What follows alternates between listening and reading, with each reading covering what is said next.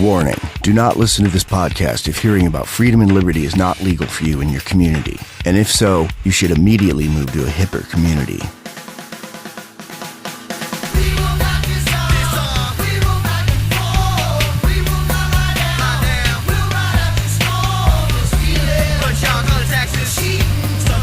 Welcome to the Freedom Fiends Podcast, a weekly web lab where Michael W. Dean and Neema Vedadi cover the punk rockinist, hip-hopinist current events, as well as timeless universal truths about life, liberty, and the pursuit of happiness, because there's no such thing as half-free. The Freedom Fiends Podcast, available from freedomfiends.com.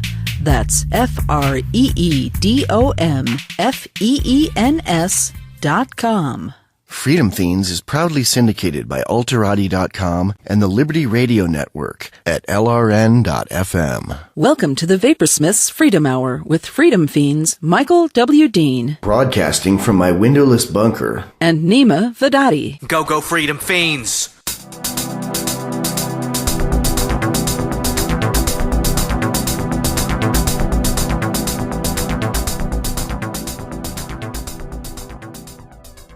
Rolling. Freedom Fiends. Freedom Fiends. What's up, Mr. Neem? That's us.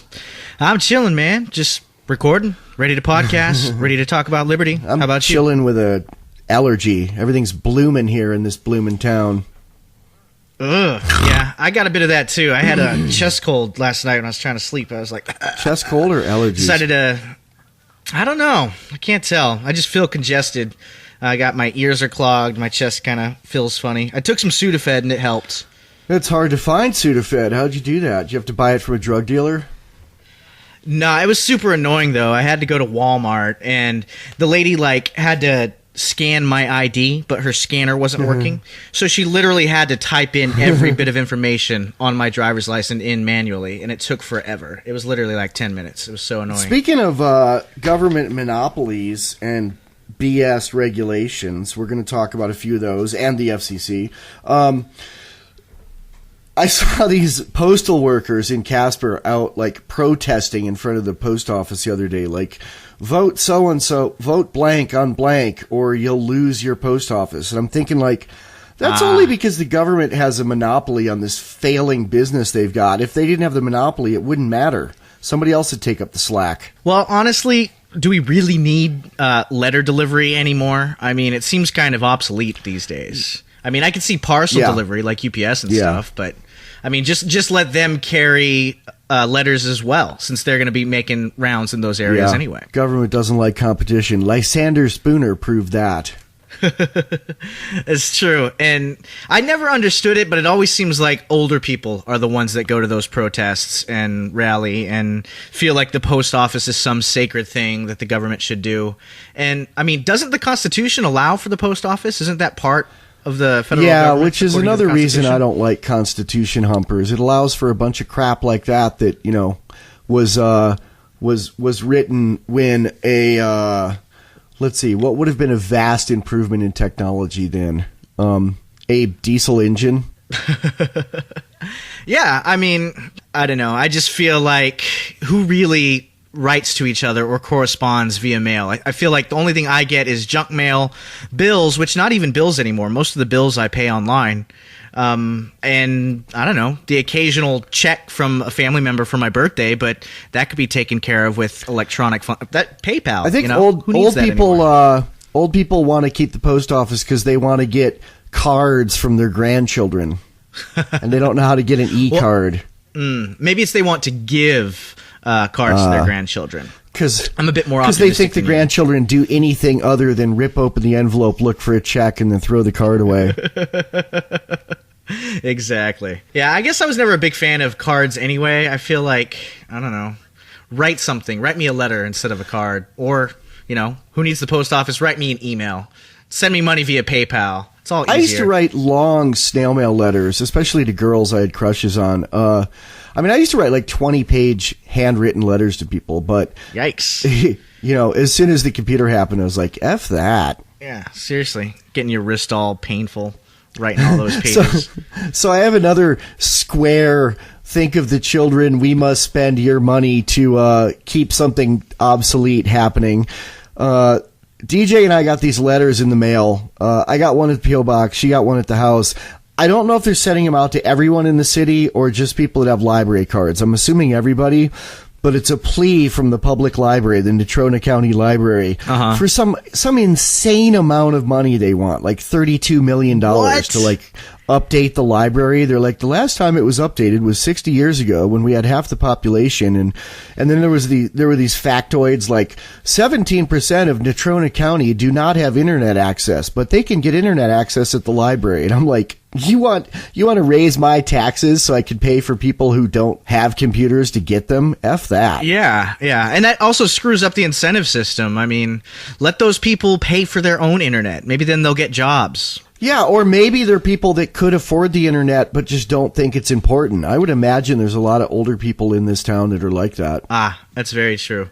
Yeah, I feel like, libraries, schools, roads, these are all just scams that they use to steal money from you. I kind of feel like all of those things could be taken care of much more efficiently with non-governmental agencies, and we might not even need the same things we think we need now. I mean, if the market got to sort it out, maybe nobody would go to the library. We'd all have Kindles or something. Yeah, and the library system in America was started by Ben Franklin too, who was one of the more insane of the founding fathers. He was a drug-addled, whore-banging Francophile,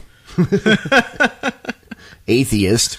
So, if you think that libraries are American and important, look at the source. He just wanted to lure children over to his house to borrow books. Wow. Now you're starting more liberty beef with dead people. Yeah, with dead people.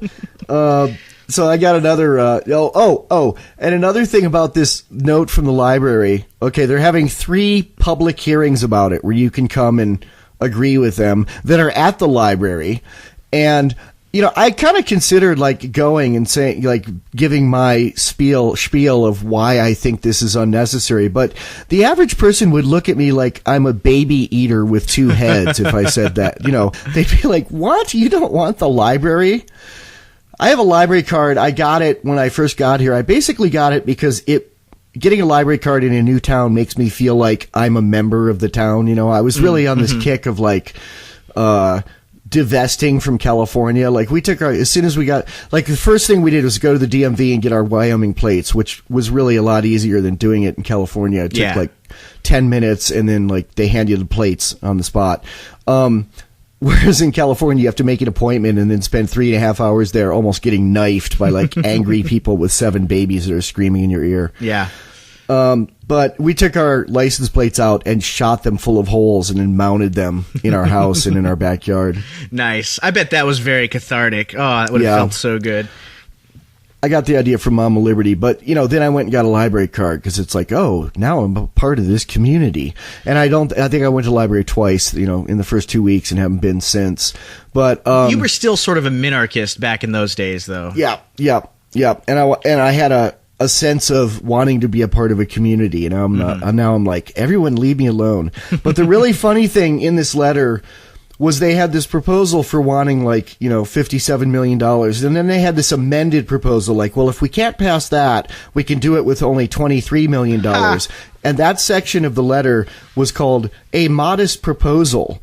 And I'm like, really? Which was literally about eating babies. Right. I'm like, in my day, a librarian worth her salt would have known not to use that phrase in a fundraising letter. I know, seriously. It's the name of an essay by the guy who wrote Gulliver's Travels. Yeah, and it's a sarcastic thing about eating Irish babies to deal with overpopulation, and it has like recipes. Right. Well, you'd win on 2 counts. You'd reduce the number of mouths to feed, and you'd eat babies, to combat the potato famine. You'd feed people. Yeah. So I can't believe that the librarians in this town wrote a fundraising letter that said, and here's a modest proposal, although it might have been bureaucrats that, have nothing to do with the library. Oh, and they said that they're putting together a 23-person task force to study the budget they'll need. A how many person task force? 23. OMG. Are these people getting paid for their time?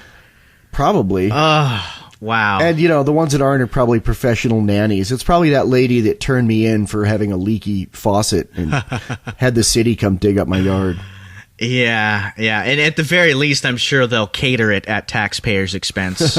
Yes. That's just sad and ridiculous. I mean, although I could see there being hope in a place like Casper that, nobody will vote for it and the library won't get either of those things. I could see that happening. It won't happen. The governor and his wife have actually been doing these ads on TV to promote literacy in Wyoming. So I'm sure this thing will pass. And the ads are really poorly produced, and like the governor and his wife are really stilted in their delivery. Yeah. They talk outside of both sides of their mouths so much, don't they? Politicians, I mean, Republicans and Democrats. Yeah. I mean, I was watching my story I did so long ago today about the Wyoming Firearms Freedom Act, and hearing Matt Mead say that, yeah, he'd prosecute a Fed goon if he broke that Wyoming's Firearm Freedom Act law. I don't think he would. And now, now he's promoting stealing more money for libraries. He's not even a cowboy. He's a preppy, man. His sister's name is Muffy. Do you know that? Yeah, I think you told me. Yeah, Muffy the Freedom Slayer. So I've been trying to hook up some IP wireless cameras. I got them, and I can hook them up to my computer, but I'm having trouble getting them wireless. So if anybody out there has any experience hooking those up, drop me an email at talkback@freedomfiends.com. They didn't come with any instructions? Yeah, they're in Chinglish though, and they're useless. And like, it comes with a software utility that's useless too. And I mean, it's like, I got to the point of, I could view them on the screen, but then I tried to make them go wireless, and the error message said something like, "Hello, home prefecture camera is working failedly." Nice. I'm so glad it's working failingly. Failedly. Wow. See, it's too bad you live in Casper. If you still lived in San Francisco, you could probably find a little Chinese boy to help you out. Okay. This is the Central Scrutinizer. We're working very hard to spend your tax money to keep you from hearing things like freedomfiends.com. That's why we're very upset about freedomfiends.cz. Freedomfiends.cz is a Liberty Media archive of Freedom Fiends material hosted in the Czech Republic. Freedomfiends.cz is outside the jurisdiction of the Watchers, who employ me, the Central Scrutinizer, to keep you from hearing things that might make you think. My fellow scrutinizers and I do not want you to visit freedomfiends.cz. Do not visit freedomfiends.cz. I used to buy computers in San Francisco from a Chinese family that had in their garage out in the avenues, which is kind of like the suburbs in the city out by the ocean. Yeah. And it's largely Asian area. They had a screwdriver shop in their garage. Basically they'd buy all the parts and put them together, before everybody was doing that. And their computers were a third of the price of computers bought in a store, and they were really good. And they had everyone working. I mean, they had the 16-year-old son putting them together, the mother filling out the paperwork, the grandmother boxing them up, the baby sweeping up the floor. It was great. It was a family affair. Yeah. That's awesome. Speaking of family affairs, did you hear about the state trying to keep kids from working on, your own farm? No, but I'm not surprised. Yeah. Daily Caller wrote an article basically saying that the Department of Labor is about to put the finishing touches on a rule that would apply child labor laws to children working on family farms. So basically, on your own land, you can't have little Johnny go out and feed the chickens or clean up the hog crap. My dad will be appalled by that. He grew up working on a family farm. Yeah, and I feel like a lot of people did, and I feel like you go out, spend all your money, or go into debt to buy land and have a farm, and part of the deal, or at least part of the strategy, is, the whole family wants to help out. It seems like that's how it's been for ages. And the government, by doing this, I feel like they're going to first of all, you force the farm owner to pay illegal immigrants or somebody else to do the work. And also you break up the family. The family doesn't have that cohesion from all working together on a shared ownership type project. Yep. How are you going to keep the kids down on the farm after that rule? The kids are just going to move to the city and become homosexual meth addicts. Which I'm guessing is what the government wants. They want to break up the family, and they also want to break up self-reliance so that people don't have cohesion with each other, but with the state. And then they can arrest you for being a meth addict, throw you in prison, let you out early on good behavior to a government-funded rehab that's sort of a statist rehabilitation program, because we know how that works. Which is just a jobs program for all of them. Yeah. And then, if you're lucky, you'll end up working in the prison telling other addicts how they can have the state help them get off drugs. Yeah, or doing slave labor in the prison, pressing license plates and trying to find funny ways to fit pigs into logos. Yep. So, have you seen the movie The Girl with the Dragon Tattoo yet? No, not yet, but I'm assuming my wife will make me watch it at some point. She hasn't read the books yet, but I bet that's her next series that she plans on reading. Yeah, it's a wife movie that I actually liked. My wife read all 3 of the books and loved them, and bought the Fincher movie, which is out on DVD. She bought it at Walmart. And what's the Fincher movie? What do you mean by Fincher? Well, David Fincher. Okay, all 3 of the movies have already been produced in Sweden, and they're available dubbed in English, really well dubbed in English, and they're great. But first we saw the Fincher version, which is David Fincher's the guy who directed Fight Club, Seven, Panic Room, and one of the Aliens movies. Awesome. He's a real stylized director with a really cool look. Yeah. Like the music in his version is 9 Inch Nails. It's nice. like all original written for the movie. But I went and saw online. You can get them on. There's some sharing site where you can watch one of them. A site that also has our movie. But you can also rent them for like $3 on Amazon Download. What was that? A cough. Oh. And we watched 2 of them. We're going to watch the other one tonight. They're effing great. They're amazing movies. And the female lead, this hacker girl, is pretty much unlike any hero I've ever seen in a movie. And, it fits all my criteria of a movie I like. It takes place in present day, has a small cast, has no magic. It's good. So what's the gist? I mean, what's the essence of the story, I guess? She's a girl that has been abused her whole life and has left it and become her own person. She's about 24 in the movie when it starts. And she's sort of a ward of the state because she burned her father with gasoline when she was like 10 because he was beating her mother. She basically has become completely self-reliant. She's a genius hacker. She's employed by some newspaper as a researcher, basically breaking into bad guys' email and figuring out what they're doing. But she's still kind of a ward of the state, and she finds a really, really creative way to get out from under the state. Nice. So that's sort of part of it, is she's seeking freedom from the state in her personal life. Yeah. Oh, awesome. Yeah, I'll definitely have to check that out. Yep. And there's also a message of making people wards of the state causes far more problems than it solves. Good. Which it does. But that's not the whole crux of the movie. I mean, it's basically a mystery, a murder mystery. The first one is, and then the second one is another kind of mystery, and the third one's another kind of mystery. But it's good to see, movies working that kind of theme into themselves.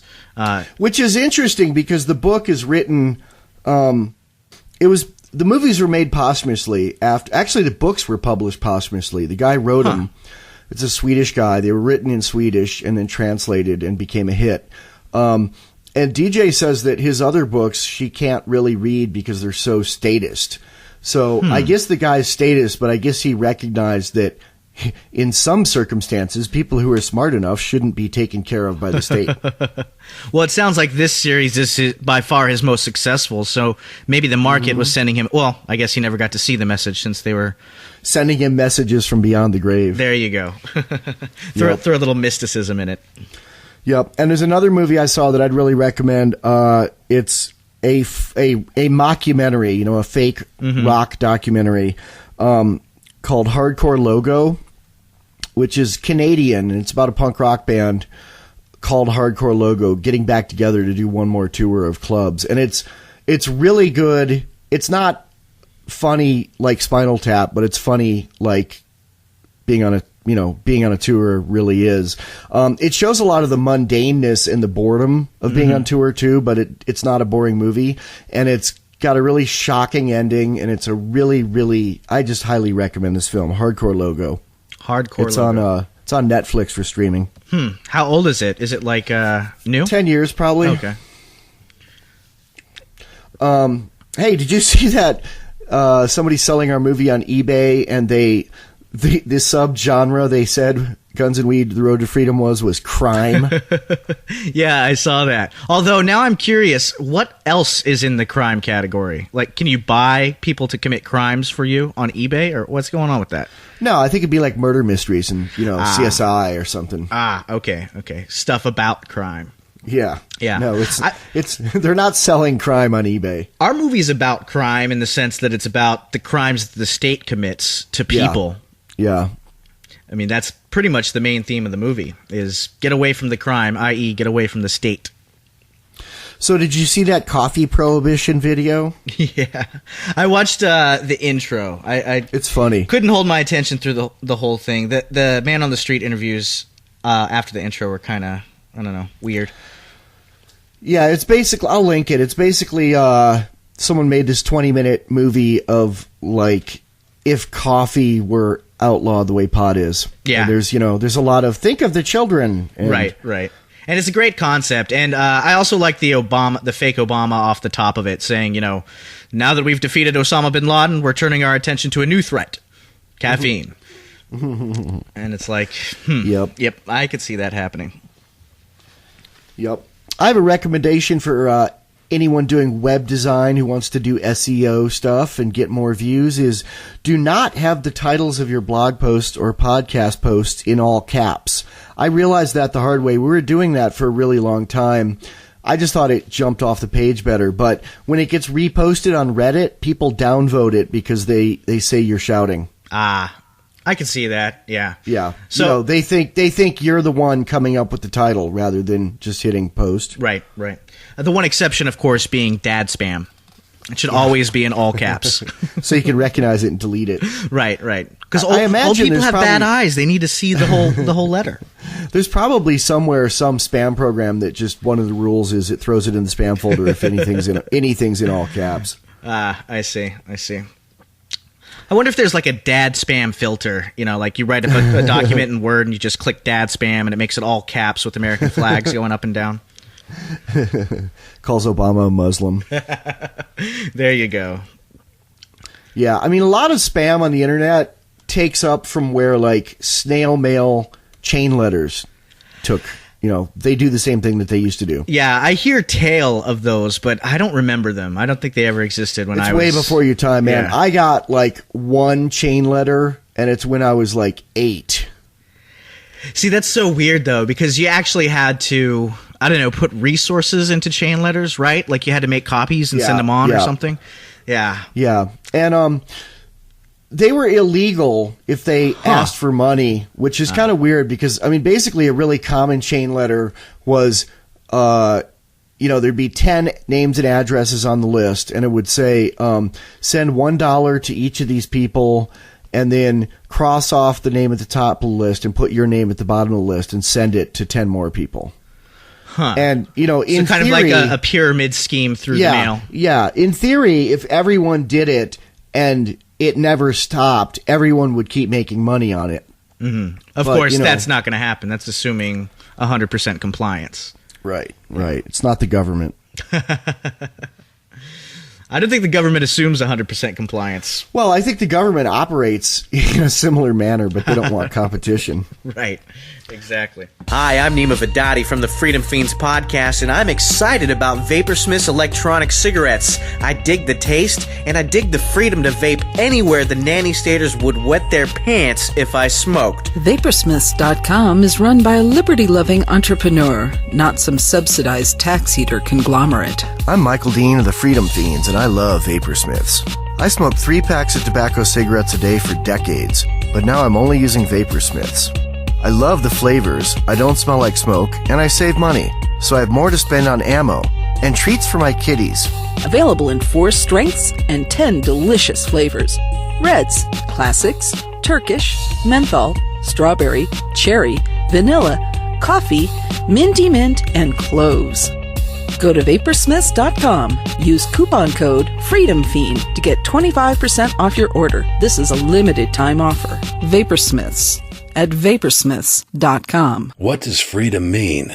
Tune in to LRN.FM to find out. LRN.FM is the Liberty Radio Network, a collection of live talk radio and podcasts, all coming from a principled pro-liberty perspective. LRN.FM show hosts aren't left, right, or conspiracy kooks. You can tune in 24/7 to LRN.FM via your phone, computer, satellite, and more. Listen free anytime at LRN.FM. That's LRN.FM.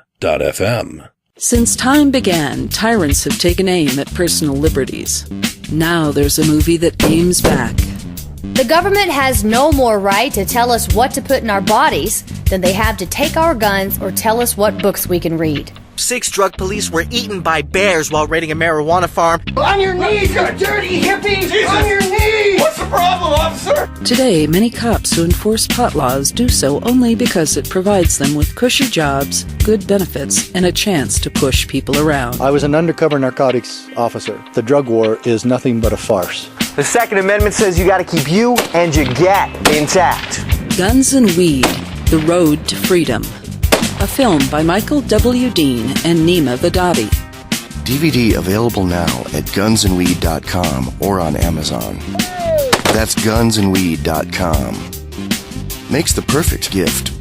Remember, that's gunsandweed.com. So, how is the government like a pyramid scheme, Neema? Well, first, I guess we have to define pyramid scheme. I guess whenever I think of pyramid scheme, I'm always reminded of Kirby vacuum cleaners. I had a stepdad who went to work for them for a little while, and the concept was that, you know, where you make your money is each person, as you go up and up the ladder, takes a cut. And so basically you have a bunch of people, you know, sort of the peons working, and there might be a high turnover rate.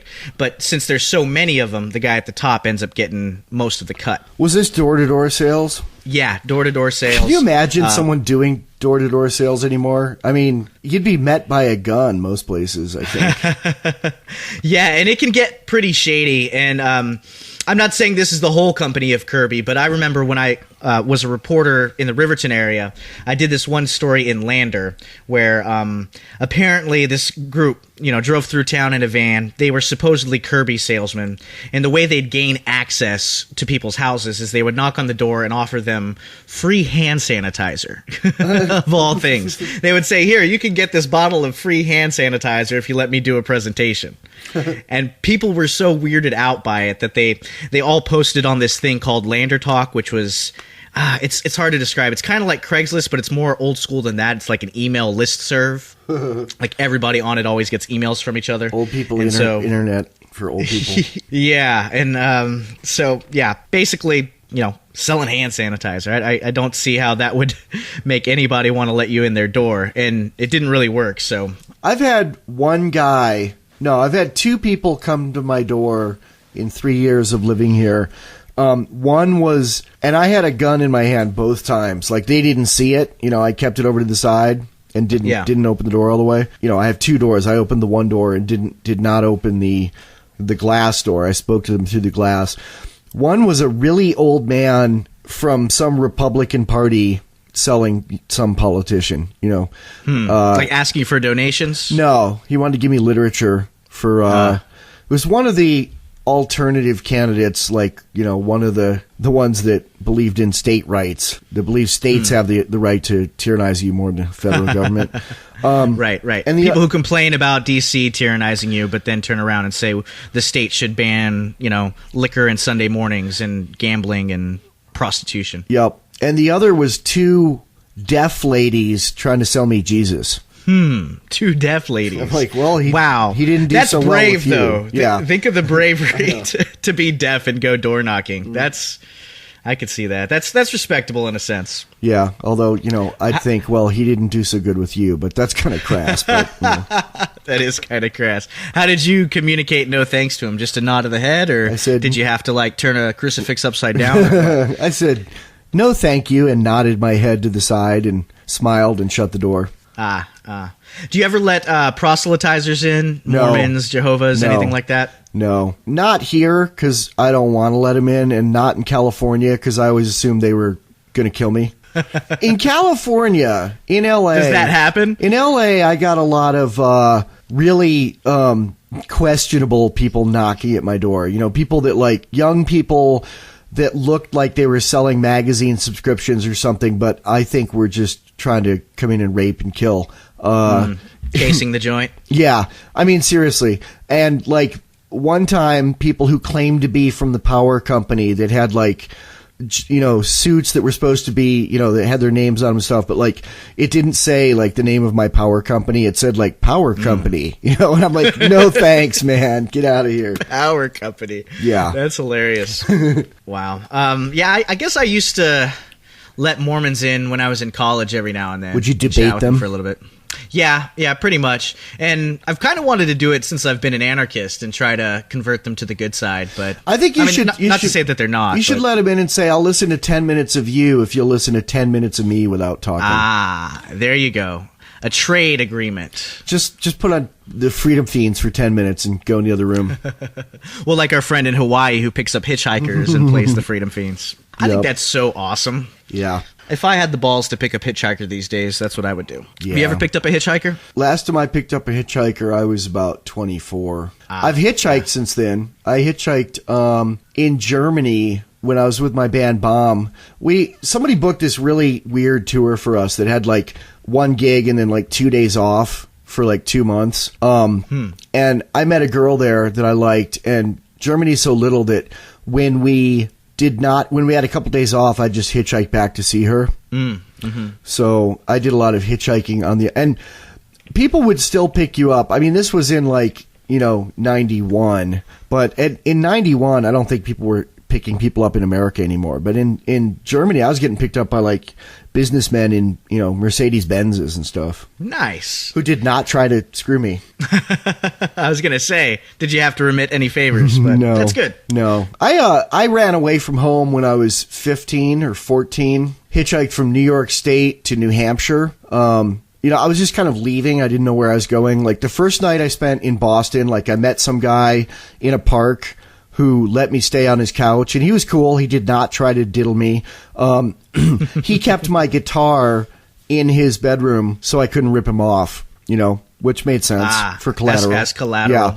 Yeah. And then cooked me breakfast and then drove me to the highway. See, you didn't need no welfare or public transportation. And then the second night I stayed at a friend's house outside of Boston.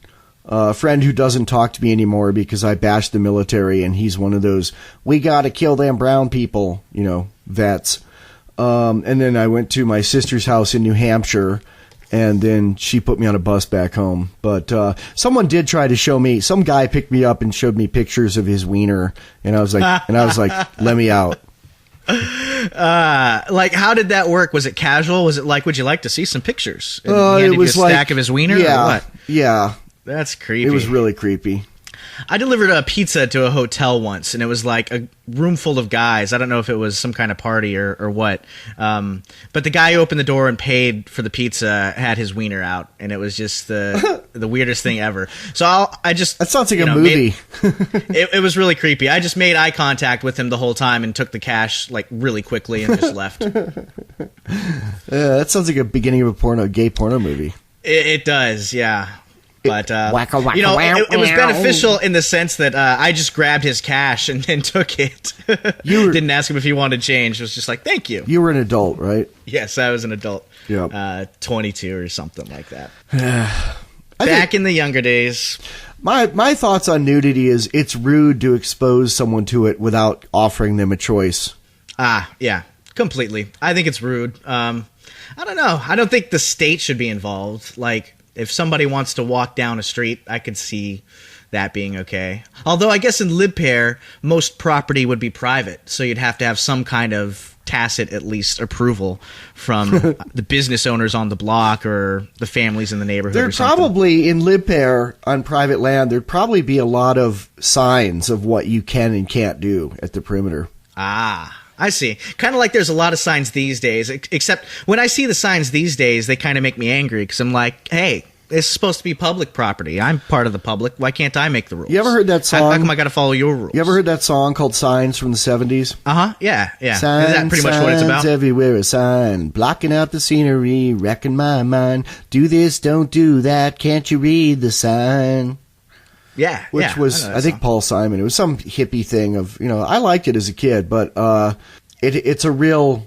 the basic problem with that song is it talks about it believes in the commons. Ah, I see.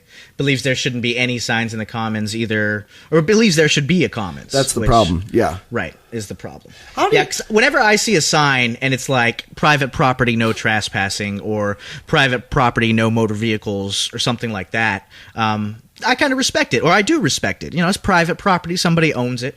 But when I see, and the ones that always crack me up are, the ones on like the public works department, like no public access. It's just like completely the opposite of what it's supposed to be or purports to be.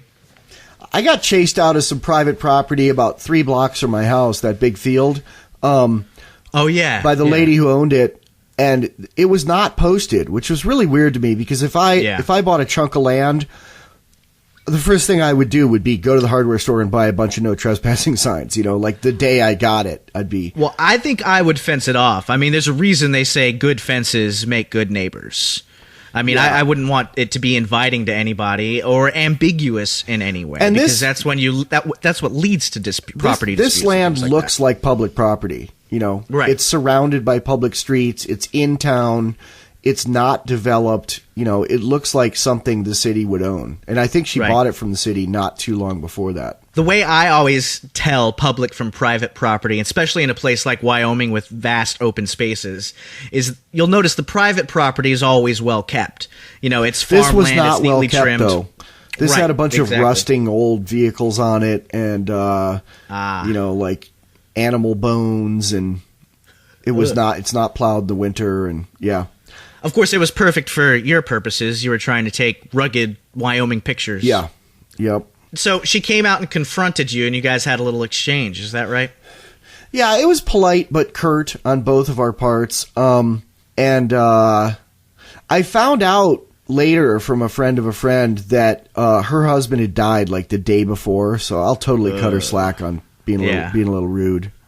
Do you think she was packing? Maybe, because one of the things I was taking pictures of was like moose skulls that she had hunted, or presumably taken. Yeah, taken the government euphemism.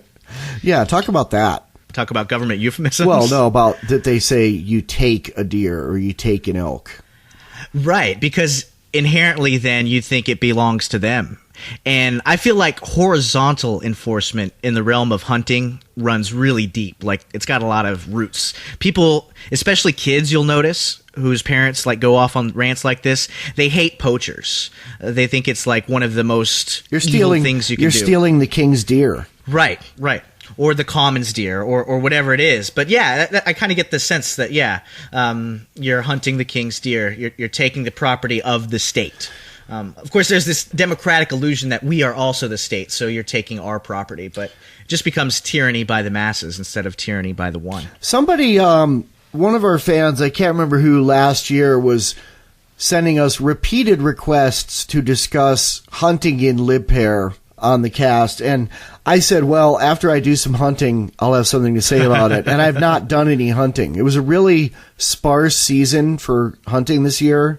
And it tends to go in, Gerald told me it goes in like 4 or 5 year cycles. And he said even this year, he's not going to bother getting a hunting license. Like next year, start again. But if someone wants to discuss that, there's a group now on Facebook run by Eddie Free called Agorist Hunters, which is a bunch of people who think a lot like we do, who are hunters. I think it'd be a good place to go discuss it if you want some answers and ideas. Well, I mean, just theoretically, the most obvious thing seems to be like private landowners would steward chunks of land and take care of them as habitat for a particular animal that you would hunt. I was watching Stossel the other day. He does this special now called, or he did this special called No You Can't. You know, like the opposite of what Yes We Can. Basically saying the things that government does bad and private owners of property do well. And he actually had a guy who was a bureaucrat in Florida, but the bureaucrat was paying lip service to private landowners, saying that they're the ones who are best at preserving, I believe it was quail. He was saying these 300,000 acres or something like that have like the most quail of any other land in the country. And it's because the private landowners have had a 100-year-long tradition where they preserve the habitat for the quail. That makes sense to me with hunting. I mean, I've always thought that if anyone were free to breed and hunt and eat any species, I really think there would be a lot less animals going extinct because somebody would find a use to breed all of them. You can subscribe to Freedom Fiends via the RSS link on the top right of any page. It's orange and marked follow. Or you can subscribe via email at the subscribe by email link at the top of the right sidebar on any page. It's a little bit below the search field. You'll need to respond to a one-time confirmation email, but after that, you will only receive an email each time a new episode posts. The Freedom Fiends respect your privacy. We will not spam you and will not sell, rent, or share your email address. And you are free to unsubscribe at any time. And the thing about stuff like this is it's not really breeding, because then, you know, animal rights people, they do this thing, well, breeding's horrible, you have them in a factory, this and that. But something like this where it's more of a habitat preserve, you know, it feels like it's almost the best for everyone. It's better for the animal because they live in complete freedom and they're allowed to flourish in nature that suits their needs. And it's good for the people because they get to hunt. They have an abundance. They don't have to worry about overhunting. Another resource I'd recommend for anybody who wants to explore more on libertarian ideas of hunting, Boston Tea Party wrote a great book. It's his safari book. The name escapes me at the moment. It's also, isn't it the only book of his where you can see pictures of him? Yeah, and it's the only book of his with color illustrations. It's got pictures of him from a couple different safaris he's gone on in Africa. And he does not like poachers, but to him, poachers are people who do things like shoot an animal, take the horns, and leave the animal to rot, you know? Mm-hmm. Mm-hmm. Read that book. It's a really, really good book. It's probably his hardest to find book, except for Goodbye April 15th, his first book, which is out of print. I bet it's got some great storytelling in it, too. It really does. It does. I mean, I can't even imagine. Well, I can imagine, but it just seems, I don't know, maybe I romanticize it in my head, going to Africa and hunting, like, animals that are really, really powerful and scary, like a lion. Like, if you screw up when you're hunting a lion, you're going to be torn to bits. Yeah. And there's a lot of interesting discussions of high caliber rounds in this, hand loading, dealing with customs, conservation, the romance of the hunt. It's a really, really good book. I'd recommend it. Yeah. Hunting. Yeah. Good. I've always wanted to hunt, but I have not been yet. We will.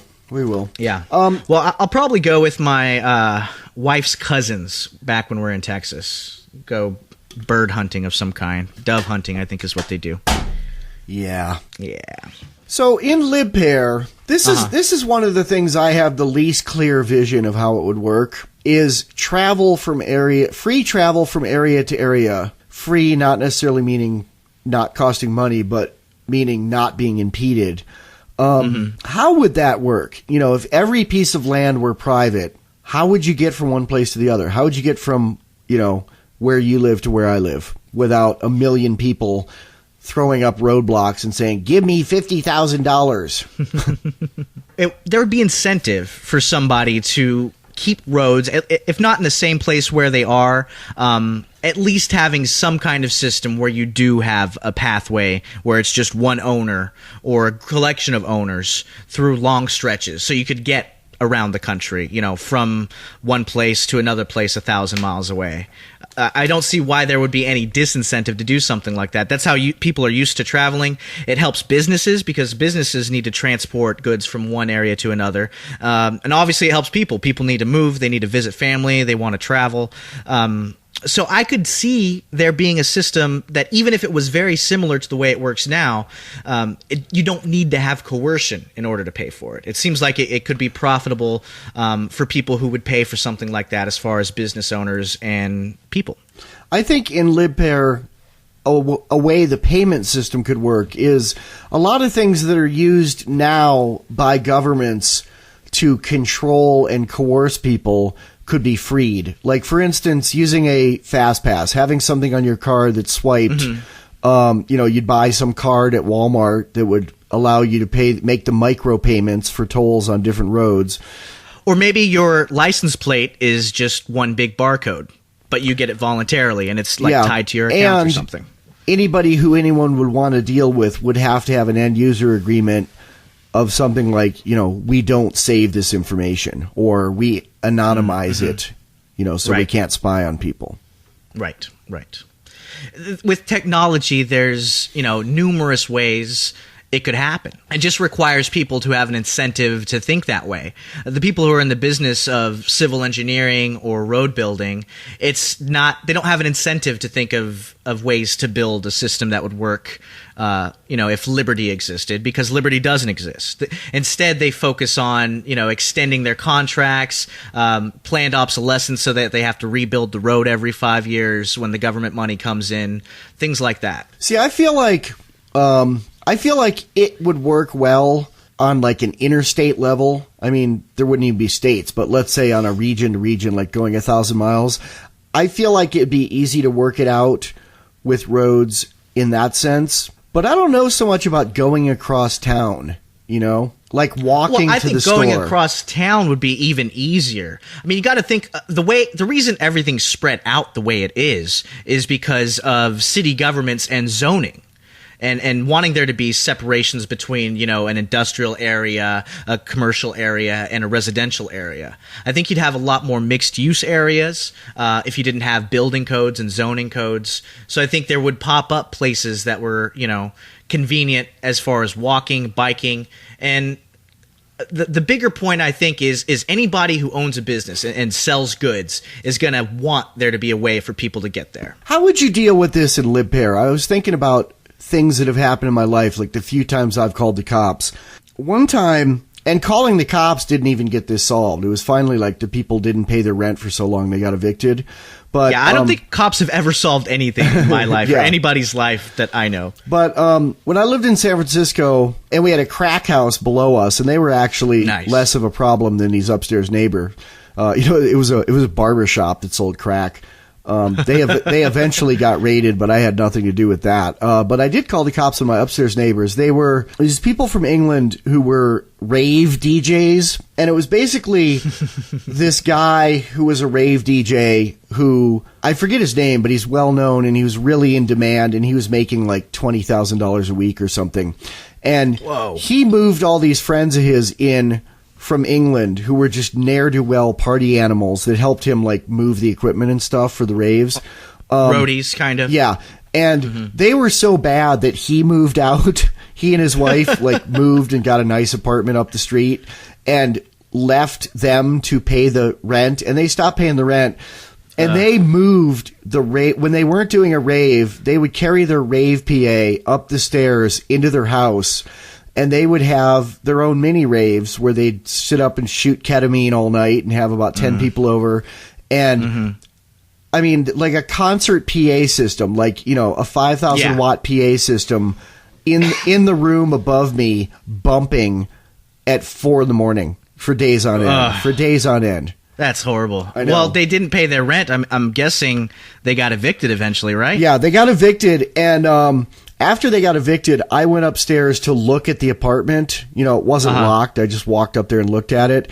It was so disgusting, man. It was like there was like a foot deep of trash on the floor, like food, rotting food, shitty baby diapers, like weird sex toy stuff, like, like dildos covered with poo, dirty needles. I mean, there were flies everywhere. It was really, really scary. That's awful. But yeah, the cops didn't solve that problem in the end. It was them getting evicted. It was the landlord, wasn't it? I mean, which seems like what would happen. And even if they didn't stop paying the rent, I think if you complained, you might threaten to move out. And then the landlord would have an incentive. The landlord to make sure wanted us leave. to move out because we were rent controlled, and he wanted to double the rent. My roommate that used to live there is actually still living there, rent controlled, and there's another landlord has bought the building, and my roommate, like, the guy has offered him like $20,000 to move out, and he won't do it. Yeah, yeah. And how horrible is that? I mean, that's so anti-property. Rent control is. I mean, you buy a piece of land, and the government points guns at you and tells you what you can charge for your apartment. You're stuck with these people paying like a third of market rate. Are you one of the 12% of Americans who still approves of our government? Then we need your help to force the other 88% into compliance. When you're not busy spying on your neighbors or squinting at everyone, tell anyone who will listen why more government is a good thing. You'll get a warm and fuzzy feeling demanding more taxes and arguing in favor of gun control while militarizing our police. Because folks just aren't smart enough to handle real freedom. That is so square. Check out the additional Freedom Fiends show, Freedom Fiends Live, every Sunday on the LRN.FM streaming feed or satellite radio. Broadcasting live and worldwide from a windowless bunker inside a mountain near an undisclosed location in the rural Wild West of the occupied states of America. Freedom Fiends Live expands on the Fiends' weekly Wednesday podcasts, but now we're kicking the hornet's nest live. Talk back to the back talkers every Sunday from 5 to 7 p.m. East Coast time. From the makers of Guns and Weed, The Road to Freedom. Freedom Fiends Live. Call in soon before we get droned. Check out the Anarchy Gumbo podcast. Michael W. Dean of the Freedom Fiends cooks up a very special blend of liberty, guns, sex, rock and roll, drugs, and thriving in spite of the state in an increasingly worrying world. All with a rotating cast of nifty guests who are also up in the middle of the night. The Anarchy Gumbo podcast, a tasty stew of freedom and fun. Subscribe at kittyfeet.com. That's KITTYFEET.com. Have you been looking for a safe, scenic, and inspiring place to live free? We chose Wyoming. Wyoming is the home of Free State Wyoming and the personal choice of Boston Tea Party, as well as the setting of his book, Moulin l'Abbé. Bring the family and stop by for the 2012 Free State Wyoming Jamboree for 4 days of camping, shooting, and barbecue. There'll be trading, hiking, a raffle, and plenty of activities for the kids. Admission is free for those under 18. Entrance and 4 days camping is $15. It's only $15 more for the barbecue and beer on Saturday. Visit freestatewyoming.org. That's freestatewyoming.org. There's even a one-day handgun course led by Boston. The handgun course is extra. The Jamboree is June 28th through July 1st in the beautiful Black Hills of Wyoming. Join us to explore our favorite area of the country and see if our choice might become your choice. That's freestatewyoming.org. See you there. Rolling with the Freedom Fiends. What's up, Michael? Well, I took a little break for lunch, and the Prairie Pravda arrived, both of them, the Tribune and the Journal. Ah, anything interesting? No, just a bunch of statist bullcrap. Districts granted waivers from 16-to-1 student-teacher mandate. Huh, okay. 3 businesses sell to minors during checks. Now, that's kind of interesting, because usually they send in cops that look underage with fake IDs. In this one, they sent in actual minors with no IDs. The minors were volunteers of the police department. What person under 21 would be that square to say, yes, I'll help the police? Oh, there's plenty. They're the same ones that are the hall monitors and in the Model UN and all that kind of nerdy stuff. That's actually the way we do it here in Washington State, too. They go around... Sorry, not we. The state. That's the way they do it over here. In fact, about a year ago, they busted a bunch of wineries in Walla Walla, and most of them ended up getting off the hook because one of the minors, a little 18-year-old or 17-year-old girl or something, she actually carried in a bottle of wine with her as if she, to say, hey, look, I'm 21. I've been around shopping all day. Look at this bottle of wine I've already got. And so they actually didn't fine those people. The state was like, yeah, sorry, we made a mistake, which was interesting. But I guess it's pretty, I don't know, statist and square to do these kinds of sting operations anyway. Yeah, Don't they have like a junior rangers for kids that want to be cops? I wouldn't doubt it. I don't know of any specific organization. They do in L.A. because I've seen it on The Shield and Southland and Adam 12. I guess the thing about liquor laws to me is it just feels like such a lose-lose. I actually went to lunch with my wife earlier today. We were at Applebee's, and they sat us in the lounge, and we overheard this conversation between the bartender and some young lady that sat down. And she was like, well, I can't let you sit here because your ID is kind of bent. And I mean, I looked at her ID like from across the table, and it didn't look that bent. I mean, maybe it was frayed a little bit on one end, but it could have just been normal wear, you know, from her purse or whatever. And she basically kicked her out of the lounge because her ID didn't look right. And the way she justified it was, you know, they just increased all these penalties now, and I can get fined $5,000 even if I make a mistake. And I'm just thinking, like, who is the winner in this situation? If the government's going to fine somebody $5,000 for accidentally selling to somebody who might be a minor, I just feel like they lose. And in this situation, the business loses money. It doesn't get to sell to that person, and the person doesn't get to buy something they want. I don't understand who wins there. Do you? I also think there's a lot of adults who can't handle their liquor and a lot of 20-year-olds who can. Yeah, I mean, that's the thing, too. Why should age be the line? Why is that the arbitrary distinction? Are liquor ages universally 21 federally now? Yeah, they are. I think Louisiana was the last holdout a couple decades ago. But the state tried to withhold federal highway funds, and that's sort of what brought Louisiana into line. When I was a kid, the age was 21 where I lived in New York, and it was 18 in Pennsylvania, which was like 6 miles away. Nice. Guess what every 18-year-old did on Friday and Saturday night? Drove to Pennsylvania. Yep. Just like people in Utah drive over to Wyoming to get the beer that's not 3.2% alcohol or fireworks. I know.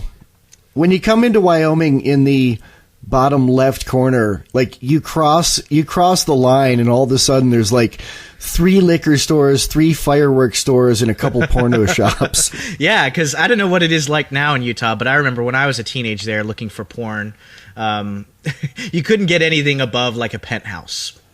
No Hustlers, nothing like that. You had to have 3-2 porn. 3-2 porn, there you go. You might see a little bit of vag, but it's going to be very bushy. Yeah. Well, there was a slight freedom fix here in Washington state. For the longest time, I think since Prohibition, the state has had a monopoly on liquor sales. So kind of like Utah, you know, where you go to the place, it's a government building. It's like going to the DMV before you go to a party. It's just lame and square as hell. But there was an initiative or a proposition or whatever that passed last fall. And so now the state has finally sold all of its liquor stores to private businessmen. Huh. Which, I mean, I guess technically the state still sort of has a monopoly because they get to regulate it. If you don't follow the rules, they can fine you, like we were saying earlier. But at least they're taking a step back from that evil monopoly. It's weird. Did they fully privatize it, or is it like some kind of cartel monopoly privatization with lots of oversight? Well, I think it's too early to really tell because, you know, today was, or not today, but I think yesterday or sometime this week was the auction. So, I mean, I haven't seen a list of who all bought the stuff or if the state, you know, gave a better price to its cronies, which I'm sure there's probably some of that going on. It does seem likely. But the idea is that, yeah, it'll be regular people not beholden to the state other than by normal regulations that other states have. But it's not going to be, you know, state liquor, which is what we have now. You know, because an argument I hear against, not even against anarchy or libertarianism, but against the free market a lot of the times is that a lot of times when public utilities, you know, like the trains or the water or whatever, gets privatized, whoever takes it over does a worse job, at least for a while. Yeah. And my argument with that is it's because it's always a monopoly, and it's never a truly free market. You know, a corollary of that, one of the most statist things I've ever heard repeated over and over and over, and it's a horrible thing, and no one should ever say this, is, well, at least Hitler made the trains run on time. You heard that one? No, I haven't, but I believe it. It's common. Yep. He had the trains Yeah, running and on he probably time, and you probably didn't see people smoking cigarettes as they walked down the street either. And you probably got executed if you caused a train to be 1 minute late. Probably. FreedomFeens.com, FreedomFeens.com, FreedomFeens.com, FreedomFeens.com, Freedom Feens. Freedom Feens. FreedomFeens.com, FreedomFeens.com, FreedomFeens.com, FreedomFeens.com, Freedom Feens. Freedom Feens. FreedomFeens.com, FreedomFeens.com, FreedomFeens.com, FreedomFeens.com, Freedom Feens. Freedom Feens. Freedom Feens. Freedom Feens.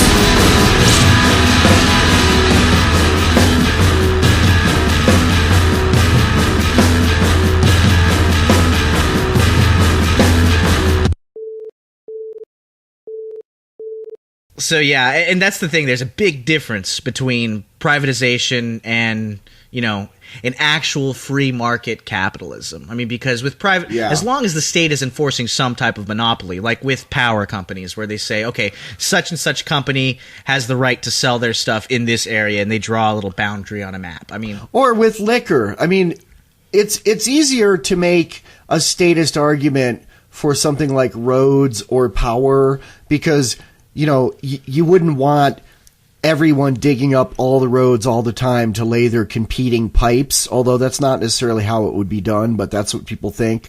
But with liquor, it'd be really easy to have a lot of people competing. But the people that compete aren't really competing because they're competing under these rules where if something gets bent in some lady's purse, they're going to lose $5,000 and maybe even lose their ability to do business for good if they sell to them. Yeah. And they have to get on their knees and beg every so often to make sure they get to keep that permit or that liquor license. And you see this all the time. The government, the city council, or whoever is in that area basically has business owners by the balls because if they don't like something about them, they hold that right to revoke the liquor license. I see that all the time on Status Victims Unit Squad stories, Law and Order SVU, which I don't know if it's accurate. I'm assuming this aspect of it's accurate, but regardless of if it's accurate, the average person watching it agrees when the police do this. Like let's say they're going after someone who has some information on someone else that they're trying to track down. It's invariably they pull some licensing threat. It's like it's a liquor license. It's a bar, and they say, well, you cooperate or I'm going to call my friends at the ABC and get them down here in 10 minutes. Or, if it's a restaurant, they look around and see, well, I see about 10 health code violations and fire code violations. And that's the biggest difference between something that's a monopoly and something that's a free market. In a monopoly, the person providing the service can withhold the service from the customer.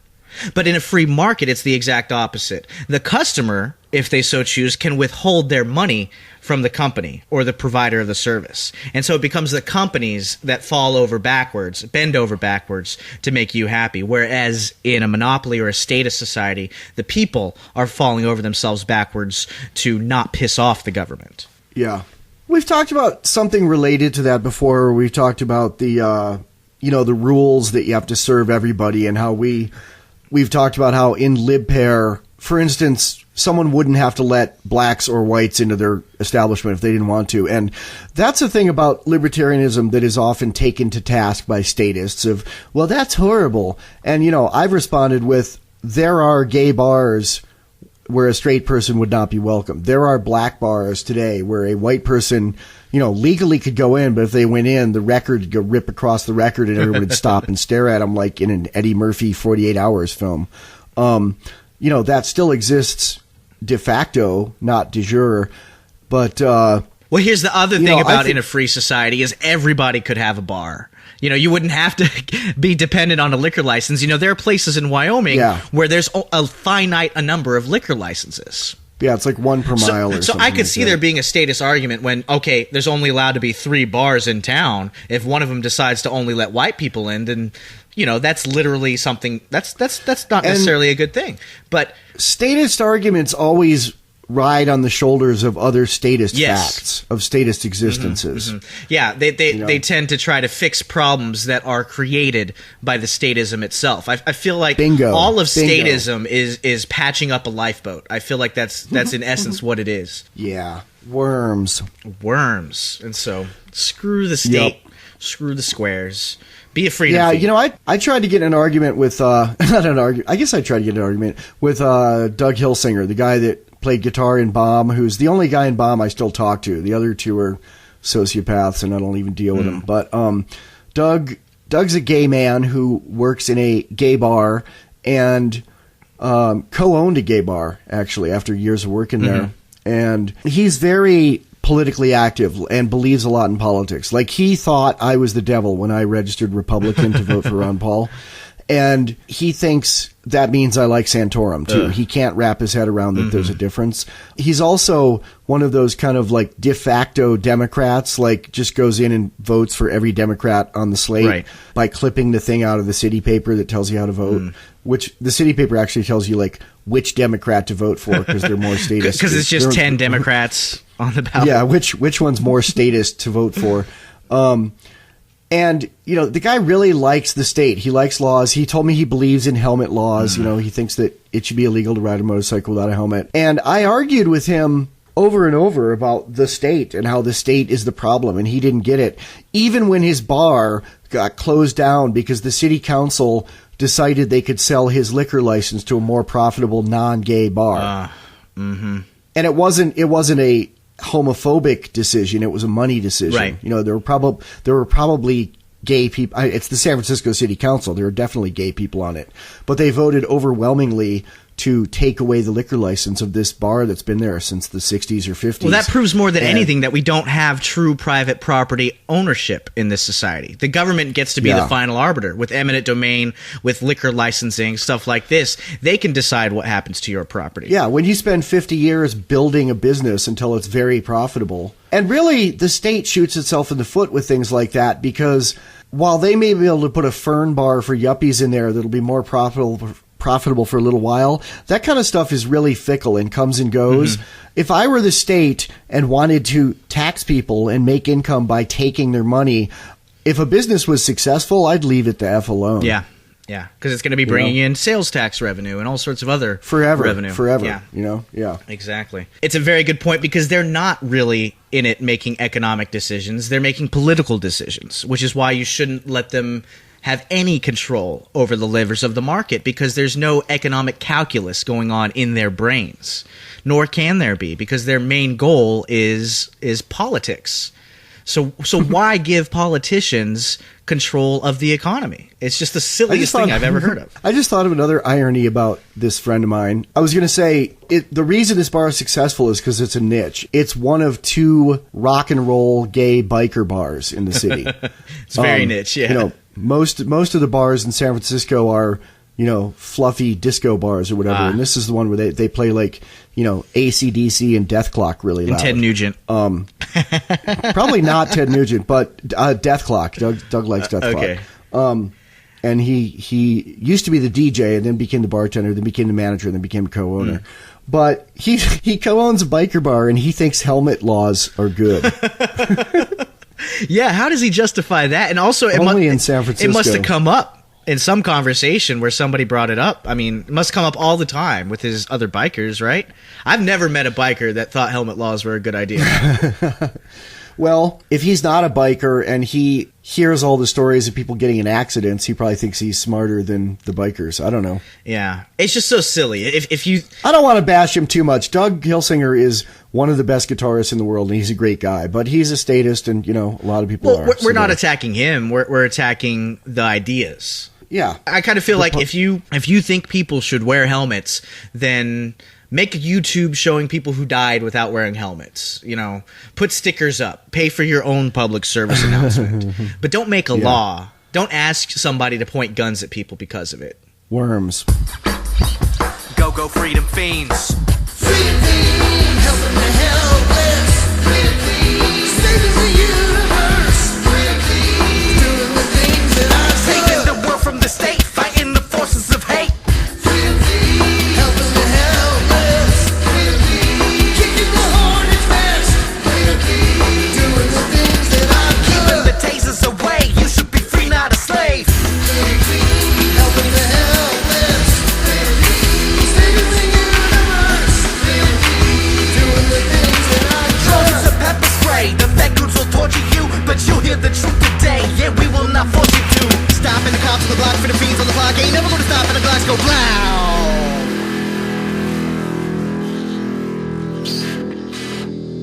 So, you wanted to read a comment there, didn't you, from Matthew? Yeah, we like to read comments from our listeners just to encourage you to To make more? Yeah, exactly. Here we go. Okay, so Matthew, he wrote into us. He says, thank you. You guys are fantastic. You have really opened my eyes. I never realized how brainwashed I actually was and how society is. Keep up the great work. Thank you very much, Matthew. We appreciate that. And we appreciate when people comment on iTunes for this podcast or the Anarchy Gumbo podcast. We've actually got quite a few project. comments on iTunes, I noticed the other day. So thank you so much, everybody. All y'all fiends out there. Y'all the one that makes the fiendness happen. And if you've seen Guns and Weed Road to Freedom and have an Amazon account, please review the movie on there. You do not need to buy it on there to review it on there. A lot of people don't know that about Amazon. You just have to have an account, and I think you have to have bought something on Amazon before, but most people who have an account have. So Right. You know, I really believe that a lot of people, I mean, this comment from Matthew confirms it, and that review we got of the movie where someone said, I used to think only cops should have guns, and now I think that everyone should have guns, and, you know, things like that. I really think it's not that hard. I guess I'd say to brainwash someone to liberty, but that's not really the term. It's to unbrain, to wash their brain of the brainwashing, which is one reason we're interested in finding people who are willing to do micro broadcasting of the Fiends 24/7 in their town. If you want to be indebted to the Fiends, by the Fiends, for life, and do some good for liberty in your town, you could set up for about $200, you could set up a solid, probably legal, transmitter. And if you want to do that, contact us and we'll chat it up a little bit. I'll tell you more about what I know about that. That's always sort of been a dream of yours, Michael, to reach the world through radio waves. So the internet doesn't seem to be enough for you. You've got some kind of passion for actual broadcasting. Is that right? Yeah. I mean, really, it's because you'll reach people that you'd never reach otherwise. First of all, people that don't use the internet. Second of all, people that would never find Freedom Fiends on the internet. You know, they'll be just channel flipping in their town and they'll hear it and they'll go, what? Yeah. And start listening. And, you know, I really think 10 minutes of Fiends will undo, 10 minutes of Fiends will hook you. And I think about 2 or 3 episodes of Fiends will undo 13 years of public uneducation in a public school. I sure hope so. I mean, that's the goal at least. And I guess the thing is, just like we say, it's based on the individual. You know, I think there are probably people out there who just might be beyond help. I think when you were talking with Stefan Molyneux, and he said, you know, it's kind of like triage. You know, you take a look at somebody, you chat with them for a little bit, and if they're too far gone, you just move on and go to the next person and try to convince them. There's a thing in the Alcoholics Anonymous book that's a good corollary for that. It's about helping other alcoholics get sober and stay sober, which is how you stay sober in AA. It's a kind of pass it on methodology. And there's a thing in the big book of Alcoholics Anonymous that basically asks the question, you know, what about, are there cases that can't get this? And his answer is something, I can't remember the exact wording, but it's something like, you know, there are people who are stubborn, there are people who will fail over and over, but then eventually get it, and that's the majority. And then he says, there are those few who are constitutionally incapable of being honest with themselves. And those are the people that cannot get sober in AA. And I really like the, I mean, that seems really judgmental for something that the same book is defining as a disease. But I like it when talking about statism. I think statism is a disease, and I think there are those who are constitutionally incapable of being honest with themselves. Oh, the next line of that is they are not at fault. Basically they're born that way. Yeah, I don't know if I agree with the whole born that way, but maybe some people have a predisposition to being convinced by the brainwashing. I think the golden opportunity, though, is young people, because I think it's much harder. Old people are more likely to be so invested in the system, 1 year away from their retirement as a cop or somebody in the military. That's going to be the hardest case. You're not going to be able to convince somebody that they worked their whole lives and are entitled to a sweet retirement. You're not going to get them to believe that was all immoral. I mean, my example with that is Ben Quaker, Ben Stone from Bad Quaker Podcast, who I don't know if he became a libertarian anarchist while still working for the state and went, said, I'll just work this last year to get my pension, or I think he came to it after, because I think he's been retired a while. But he gets a pension from the military industrial complex, and he cashes the checks, and I think he's one of the most ethical people I know. Really, he always had that seed in him, though, and if you listen to him, he actually says he did used to be very active for, I think it was the Libertarian Party before he became, before he had a job. He says, then I had kids, I decided to settle down, get a job, and be quiet for a couple of decades. And then when he retired, obviously, he was able to get back into it and start to preach the gospel, the good kind. Yep. So he was sitting there with a big drafting board designing drones while in the afternoon, then going to the Libertarian Party meetings in the evening. Good asset to have for the Liberty movement, huh? He's got to have some drone schematics somewhere. Drone skills, yeah. And he raised a kid who's a great Liberty fighter herself. So yeah. Kai, very awesome. Yep. We love you guys. I love him too. Did you hear him his recent podcast? It's basically him and Kai and a couple friends or family sitting around the kitchen talking with the recording on. No, I hadn't heard that. It's funny. It's not a standard episode. It's just they turned on the recorder and just chatted in their kitchen while making food. So is it them talking with people in their family that aren't good little anarchists? No, it's a bunch of anarchists. I don't know if they're friends or family, but it's Kai and Ben and a couple other people, and it's great. Yeah. And he talks about the central scrutinizer in it, and then plays our central scrutinizer ad at the end. Nice. Yeah. Big ups to Ben Quaker, as you call him. I forget that's not his name. I hope he's not insulted. He hasn't mentioned it. I think he would if he were. Nah, it's a term of endearment. Ben Quaker. Yeah, I think it's funny that people confuse Quakers with Amish. I mean, really, it's the plain dress is the only connection, but...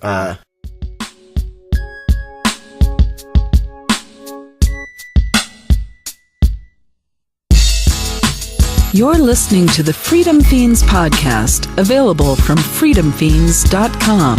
That's FreedomFeens.com.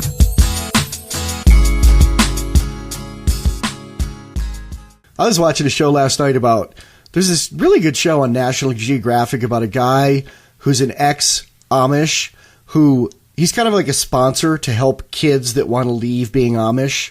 And the Amish in his neighborhood hate him because of this. But this was like a very special episode. It was this 16-year-old girl from a really effed up family who wanted to become Quaker. I mean, Amish. I just made the mistake. Yep. Yep. And, yeah. At least you admit it. You're not a hypocrite about it. No, I know. But it's funny. Ben has said, people ask him, how can you do a podcast? I thought Amish weren't allowed to touch computers. And he's like, I'm not Amish. I'm a Quaker. Yeah. Yeah. No, they say I thought Quakers aren't allowed to. See, I'm just doing it all over the place. And I grew up in Amish country. I should know better. Right. Or was it Quaker country? No, it was Amish country. I think it was Amish country. Yeah. Pennsylvania and upstate New York. Yeah. The thing I've always found interesting, though, is the Amish probably, they wouldn't do anything bad to the guy who used to be Amish who was trying to convince their kids. No, I mean, don't they have a thing where all the teenagers get to go out in the real world and experience life as it would be if they weren't Amish? Yes, Rumspringa. They're not pussies. They're pacifists, which Quakers are supposed to be also, but and they're not supposed to have weapons. And Ben is a bad Quaker because he carries a gun. Although I think you can get away with being a bad Quaker better than you could be a bad Amish. I think the Amish would just shun you and drop you off on the edge of the farm and get rid of you if you carried a gun. You think they would? Yeah. And, the fact that the Amish are pacifist is one reason the government likes to go after them with guns and arrest them for selling good milk. Which is really sick, and it really helps you get a sense of what exactly the state does to people's brains. That kind of a power. They always pick on the little guy. Have you noticed that? I mean, they pick on people who are defenseless, especially when it comes to war. So what do they pick Iraq, a country that has no air force, that they've been bombing their defenses for 10 years, that Bill Clinton has been bombing, that they've been starving with an embargo, and they pick them as a threat and somebody to go to war with. I wish there were some bad Amish who just jump up and fight back. But yeah. But, I mean, doesn't that make you feel like the government's just a bully? I mean, that's all they are. Yeah, it's like they're a bully at school, and they're picking on the kids in the special ed class to F with. Yeah, I mean, Russia and China are much bigger threats than Iraq, and America would never just go over and put troops on the ground in those countries and start shooting people. We pick easy fights. We pick countries that we can fly drones over and just bomb. No, sorry. Yeah, I'm glad you keep pointing me out. The government. I keep correcting you on that, but you know what's interesting? Anti-War Radio, our buddy on there, Scott Horton, thank you. He says we and our, which, I asked him in the interview I did with him if he was an anarchist, because I thought he was some kind of minarchist. And I think the reason I thought he was some kind of minarchist was he never corrects himself on that. He's like, yeah, and we're still sending our boys over to Iraq when we shouldn't be. And, which fine with him. And I think it actually might work to appeal to a broader audience that he needs to speak to, too. The non-libertarian audience, the our boys, support our troops types. Well, I mean, back in the Bush years, anti-war radio and antiwar.com were probably visited a lot more by liberals, people who weren't necessarily libertarians. Horton brings up a good point that, at least the conservatives are consistent. They're always for evil wars, whereas the liberals, they hate the wars when a Republican's in power, but they're all for them when Barack Obama gets elected. I don't know though. Who was president when America joined World War I and World War II? Wasn't it a Democrat? A Democrat. Yeah. Woodrow Wilson, Franklin Delano Roosevelt, 2 Democrats. Yep. But the thing about the we and I, though, is maybe, and I don't know if this is true, but maybe Scott is trying to, because he tends to do this. He likes to make there be a little bit of guilt in the thing. In essence, we do. It can be a we. It's our money. I mean, don't we all pay income tax? It's not our decision, but some of the sweat or the fruits of our labors, the sweat of our brow, is being used in these wars, even though it's involuntary. Yeah. So I won't say I or we, but I could see how that might be a reason one might.